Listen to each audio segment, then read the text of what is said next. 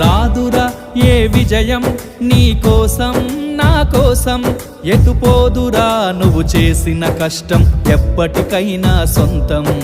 కాలంతో పయనించేవాడికి కానిది ఏముంది, సాధనతోనే సాధ్యమవ్వునని సదాశయంతో సాగర ముందుకు. రాదురా ఏ విజయం నీ కోసం నా కోసం, ఎటుపోదురా నువ్వు చేసిన కష్టం ఎప్పటికైనా సొంతం.